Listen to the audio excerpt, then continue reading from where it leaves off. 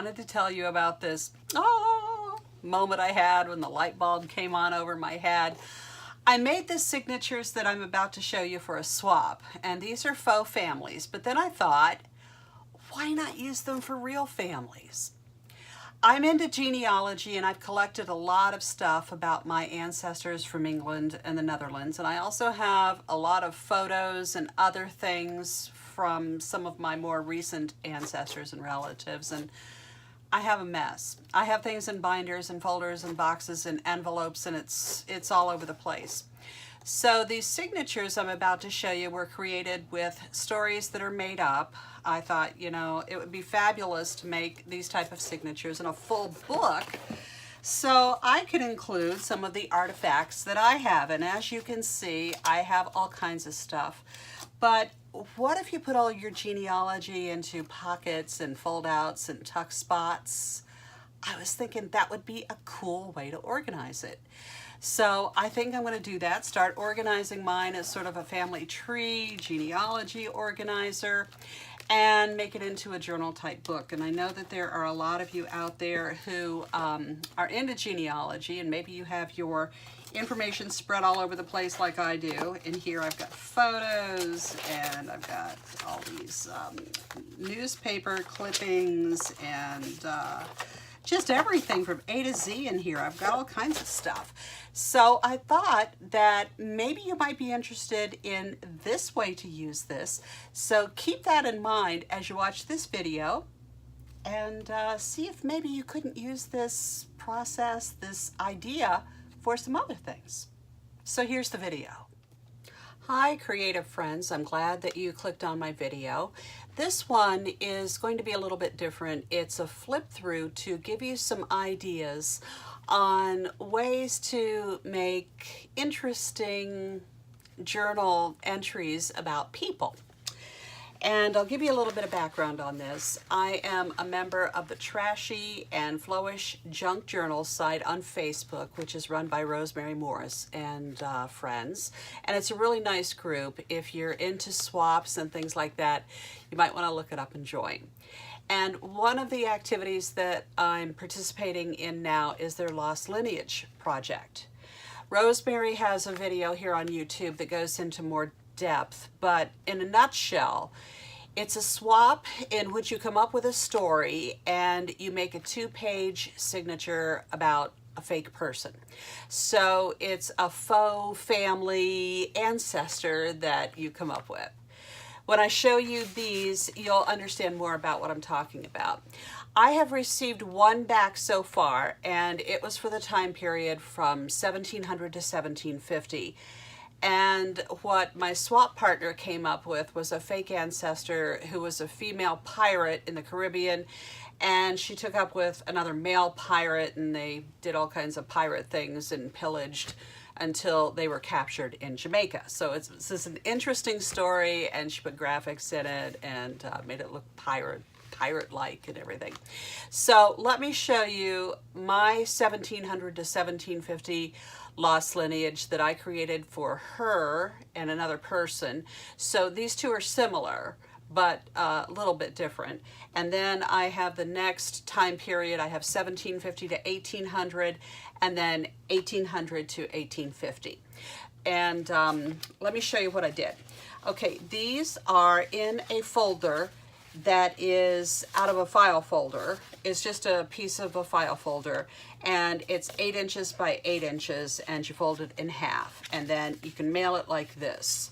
And you decorate the inside, because what they do is when you get all these together with all the time periods, you just glue them, and see, then you have a book. So let me show you what I did. As you can see, these are very, very similar, but different layouts. So let's take a look at this one first. I put in shiny stick-on numbers up here, the time period. And I said in a piece of paper that I just printed out on my printer and aged it and pasted it down here, glued it down. This is Ye Old Tale of Joshua Bartholomew Ross, who was born into Ye World 25 June 1715 and raised by God to heaven October 16th, 1780. And the story behind this guy, I have fold out, and you can see that I aged the paper and ripped it a little bit so that it looks really old. And so here's what I came up with. He was born on a farm in rural Pennsylvania on June 25th, 1715, the second of 10 children of Noah and Priscilla Ross. Little Joshua loved hearing his elders tell stories as they sat huddled around the fireplace in the evening. When he was just 5 years old, he begged the minister to teach him how to read. So, of course, the first stories he devoured were those in the Bible. Joshua told his mother that one day he would be a great writer. As he grew older, he dreamt of moving to Philadelphia and working for a printer. One day he told his father. He yelled at him for having such stupid ideas in his head and told Joshua he would go nowhere, that he would stay on the farm and work just like he did. And then his father threw all of Joshua's books into the fireplace. Joshua was only 14 at the time, and he decided to run away. He kissed his mama goodbye and she gave him her life savings, which was less than £1 sterling. He promised he would write to her, and he left for Philadelphia. It was in the middle of winter, and soon Joshua was freezing and hungry. Along the way, he met kind people who gave him food and allowed him to sleep with the animals in their warm barns. When he reached the bustling city of Philadelphia, he met a tavern owner who hired him to do odd jobs, including serving beer to the wealthy patrons. One of them was a rotund man who drank a lot yet spoke with great authority. He was young Benjamin Franklin, who happened to need apprentices. Franklin was the creator of many very important publications of the time. On December 19th, 1732, his Poor Richard's Almanac for 1733 was published. It consisted of calendars, weather predictions, proverbs, and advice for planners. Ben, as he insisted his apprentices call him, taught his young scribes how to do research, write well, and edit each other's work. Franklin then started the Pennsylvania Gazette, one of the colony's first and best newspapers. He named Joshua Ross a top manager and gave him a large pay raise. This allowed Joshua to buy a beautiful town home and marry the witty, charming, and beautiful Rachel Gilbert. They had 3 children, a son Joshua Jr. and daughters Millicent and Priscilla. He worked for and with Franklin on numerous projects his entire life. Joshua passed away October 16th, 1780, after contracting consumption. And you can see I put a pocket here, and I had a map of Philadelphia that I found on the internet and printed out, and I put it on a cardboard back. Here is a little book, a couple of pages from Poor Richard's Almanac that I put in here that could be used for journaling. And I found a little picture of man and a boy in period clothes, and he's like teaching him to draw.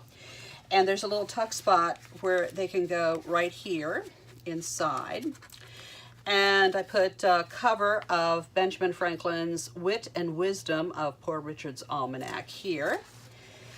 And then in this one, it has some of Benjamin Franklin's best sayings from his almanacs. Speak little, do much. 3 may keep a secret if 2 of them are dead. Women are books and men the readers be. Lost time is never found again. If you would not be forgotten, as soon as you are dead and rotten, either write things worth reading or do things worth writing. Fish and visitors stink in 3 days, and there cannot be good living where there is not good drinking. And so those were actually some of the things that he put in the almanac. And then on the internet, I did find some period photos. So I said this handsome guy would be Joshua when he was 25. And then here's another one. I said this was Joshua at 62. And then in the background, I used some more pages from the Poor Richard Almanac. And then here's a picture of Ben Franklin, and it says, "Rebellion to tyrants is obedience to God." Okay, so then it folds up and folds out like this. And so everything is like self-contained. So when she gets the rest of them, all she has to do is just glue it on there. And let me show you this one. It's a little bit different, but not much. Here's another page from the almanac that has a lot of numbers on it. This one has another flip up, and it has the Benjamin Franklin's cover of The Wit and Wisdom underneath. And it's basically the same story, and the paper is, you know, aged and everything. And then I have a different layout for the pictures. Here he is at 25. Here's another picture of another guy. I said this was him at 40. And I don't know if I have anything else in here or not. Yeah, here's another picture of Ben Franklin. So it is a little bit different. Like I said, I had two people that I was exchanging this one with, so it's fine. And then here's another printout from Poor Richard's Almanac that explains more about it. So this goes behind here. So this is the 1700 to 1751. Put this back in. Okay. Let's go up to the next period of time, which is 1750 to 1800. Okay, and the story that I made up here is, well, I'll just read it to you. Mercy Griscom Morrison, April 1st, 1750 to January 29th, 1801.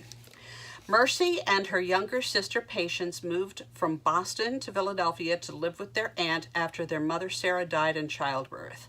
Their father Elijah married a girl just a couple of years older than Mercy, and the new stepmother preferred that his daughters live elsewhere. Elizabeth, Aunt Betsy as she was known, and her husband John Ross were successful upholsterers. They also made flags and sails for ships. Both Mercy, age 14, and Patience, 12, were talented seamstresses, so Aunt Betsy was eager to have them come to work for her. They knew they were also to find suitable husbands. Mercy married Samuel Morrison, a nice young man who also worked at the Ross factory, and they set up their household near to Aunt Betsy's home. Patience eventually found her a fine husband as well among the workers. Even after marrying and starting a family, Mercy continued working with Aunt Betsy. It was an exciting time to be in Philadelphia with rumors of independence and war looming. After the war broke out, the Ross family turned their attention to helping to sew and repair uniforms, make tents and blankets, and stuffed paper tube cartridges for the Continental Army. Betsy's first husband died when he was assigned to guard munitions, and there was an explosion. It is believed that Aunt Betsy was the beautiful widow who distracted a British officer, turning the tide for the Colonials in the Battle of Trenton in 1776. She married twice more before passing away at the ripe age of 84. Betsy Ross, of course, is known for creating the first red, white, and blue flag of the United States with 13 stars and stripes for George Washington, our nation's first president. Both Mercy and Patience recounted how they helped sew the original American flag and countless others for the fledgling country during those historic times. Mercy always kept a small scrap of fabric attached to this memoir that she claimed was from the same bolt of material used for that first version of Old Glory. Now, of course, this is not it, but what I did was I took a piece of old blue fabric and I put Tim Holtz Distress Inks all over it, so it looked really grimy and grungy, and put a little safety pin on it there. And then on the back of it, I put, Mercy claimed all her life that this small scrap of fabric was from the remnant used to make the first flag of the United States of America. So I put this little tag in there, so, you know, it seems like it's something authentic. And then in here, I found this wonderful artist rendition. It's Betsy Ross Patriot, and it has, you know, the flag in the background and some other stuff. So I thought this would, you know, look a lot like the girls all sewing on this. And then I found a picture of the actual flag, which is all grimy now, and put it in here. And this is a pocket. I just glued down two sides of it so that this pops out. And For the background in this one, it's a file folder as well. It's 8 inches by 8 inches, so it's a square. And I just glued down 3 sides of this. So there's a pocket here, and I pulled that up and then put the flag in there. And then I put my, remnant of fabric in here so that she has that. And I made it all frayed so that it goes down into here. And then these journaling cards, this one is kind of cool. It is Betsy Ross and a couple of little girls who are showing George Washington the flag. Okay, artist depiction of Betsy Ross presenting George Washington with the first American flag. Okay, and then this one is kind of interesting because this is an actual photo of Clarissa, Betsy's daughter, in old age. And so I put that on this card as well. So that is 1750 to 1800. Okay, now this one I think is really cool. I love this one. This is 1800 to 1850, and I looked up on the internet, and one of the most important events during that time period was the California Gold Rush. So I came up with a faux ancestor who was caught up in the gold rush. And so I took a bunch of these ads and everything that you see from the gold rush, and I actually took some glitter glue and put some gold. I don't know if you can see it. Does it shine? Hopefully you can see. I put gold glitter on it so that it looks like it's gold, and I put gold here on the 1800 to 1850. So in this one, I put the letter over here. So this one has another one of those ads on it, and they're all really interesting to read. And so here's the little story.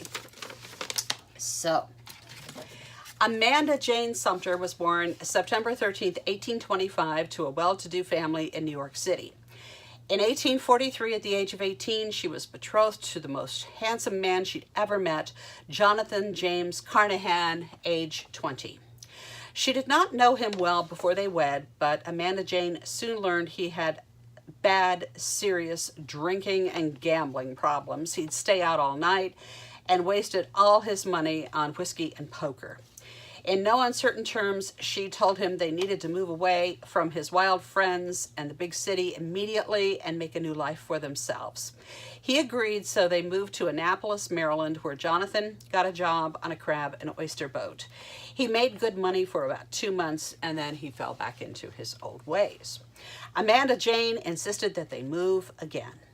They'd heard great stories about opportunity in the West, which was being explored in the time. They decided that's where they should be next, settle down and start a family. In 1844, Congress annexed the territory of Texas just after Amanda Jane and Jonathan moved there. On December 29, 1845, Texas entered the United States as a slave state, broadening the differences in the U.S. over slavery and leading to the Mexican-American War. In Texas, Jonathan turned to his old ways, and Amanda Jane was very distressed. She became a school teacher so they could live because he could not hold a steady job. One day he brought home an advertisement raving about California. The next day he saw another one which convinced him that's where they should be. There he said they'd be rich. Amanda Jane had her doubts, but decided to give him one more chance. She had to finish the school year teaching in Texas, but Jonathan just couldn't wait, so he went first. It took months to get there, and when he did, Jonathan sent her a strange photo of himself with a pickaxe and a shovel in a letter delivered by Pony Express. He looked as though he had not bathed in weeks. As soon as she finished teaching for the year, Amanda Jane set out with a wagon train to California to find him. When she reached San Francisco, she was told that Jonathan, while prospecting, was attacked and eaten by a bear. Amanda Jane found herself as a young widow in a strange land that she grew to love. Teachers were few, so she was able to begin working immediately. She had not even been there a year when another man caught her fancy. Jonah Edward Richards was very rich because he had recently struck gold, and he fell madly in love with her. Amanda Jane and Jonah married and built a beautiful Victorian home in San Francisco, had 5 children, and lived happily until old age. So that's the story. As you can see, I put, you know, all kinds of aging and vintage photo ink on this. And here is another one of those that talks about the stagecoaches to California. And then here's a new route discovered that leaves on June 5th, 1850, guaranteed arrival by July 1850. And then on this side, this is a fold out. I have an envelope here. So this is the original size, and it will be glued together like this. And this opens up. It has a map of the United States here. And then inside, I put a photo of a gorgeous San Francisco Victorian house. And I said, this is where Amanda Jane and her new husband lived. And they had, let's see, 5 children: Jonah Jr., Amelia, Victoria, Ernest, and Clementine. And then this is a pocket. It is an envelope. So inside, and I put a gold ribbon on it, of course, because of the gold rush.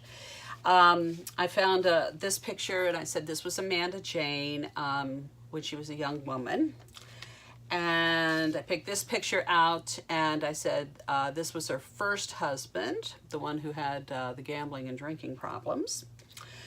And here's another one of those ads to go to California, to go to San Francisco, which is pretty cool. Here's the crazy photo that she received from her husband with a pickaxe and a shovel, and he looks really disheveled and everything.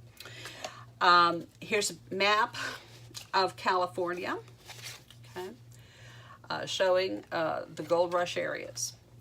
Then here she is. I picked this photo out because this woman's wearing a black shawl, and I said here she is in mourning because her husband was eaten by a bear.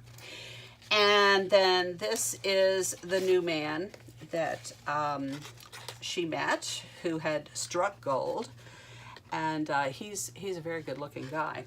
And then I found another really pretty picture, and I said this was Amanda Jane in her mature years living in this gorgeous house in San Francisco.